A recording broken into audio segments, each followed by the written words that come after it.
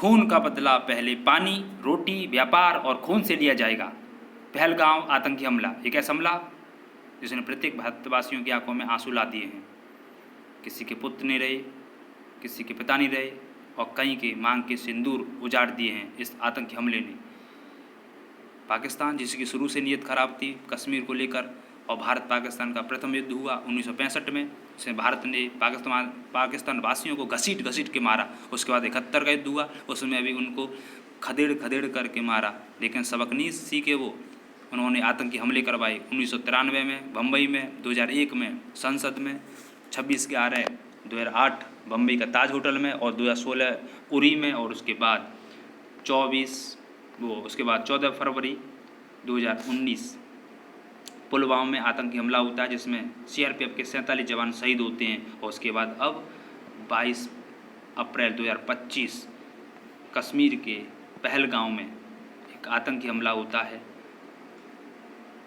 और जिसमें 28 अलग अलग राज्य से आए हुए पर्यटक की मृत्यु हो जाती है। उन्हें मार देते हैं बुरी तरीके से, गोलियों से भून देते हैं आतंकी, और जिसमें और कहीं भी घायल होते हैं। और आतंकी ने इस तरह से चोट दी कि जिसको बताने में बड़ी शर्म आएगी। उन्होंने धर्म पूछ करके गोली दी। नेवी के लेफ्टिनेंट विनय थे, उनसे कलमा पढ़वाया गया। जब उन्होंने नहीं पढ़ा तो उनके सिर में गोली मार दी। उनकी शादी अभी 16 अप्रैल को हुई थी, और 4-5 दिन बाद वो अपने घूमने गए थे, और पत्नी ने कहा मुझे भी मार दो। तो आतंकवादियों ने कहा नहीं, तुम्हें नहीं मारेंगे, तुम जाओ अपने देश के राजा प्रधानमंत्री को बताओ कश्मीर पर आतंकवादी पाकिस्तान का कब्जा रहेगा, हम भारत को जीने नहीं देंगे, ऐसा संदेश दिया। और इसके बाद उत्तर प्रदेश के एक नवयुवक थे शिवम कुमार, वो भी अपनी पत्नी के साथ घूमने गए थे। उनसे आतंकवादियों ने कहा क्या तुम हिंदू हो? उन्होंने जवाब नहीं दिया, तो उनकी पैंट उतारी, चेक किया आतंकवादियों ने, और जब उन्हें कंफर्म हो गया तो गोली मार दी पेट में, सिर में, बुरी तरीके से। ऐसे करके एक एक करके मौत के घाट उतारते गए आतंकवादी, और ऐसे करके 28 लोगों की मौत हो गई और कई घायल भी हैं। लेकिन भारतवासी शांत नहीं रहेंगे, और न शांत थे। पहले 2016 में उरी में हमला हुआ था तो सर्जिकल स्ट्राइक की थी, घसीट के मारा।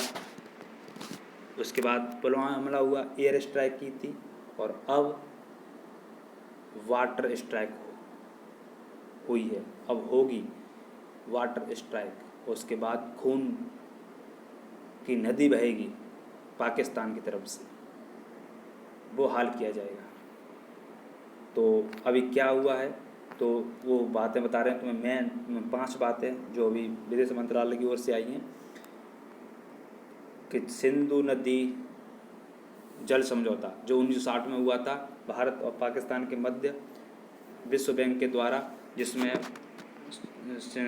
जो है 3 नदियों का 80% पानी पाकिस्तान की तरफ जाता है।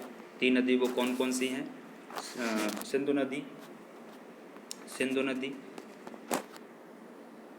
नदी, झेलम नदी, चिनाब नदी, जिसका 80% पानी जो जाता है वो पाकिस्तान की ओर जाता है और 20% पानी भारत की ओर जाता है इस समझौते के तहत। और बाकी रावी, ब्यास, सतलज, इनका जो पानी है 80% भारत और बाकी बात पाकिस्तान।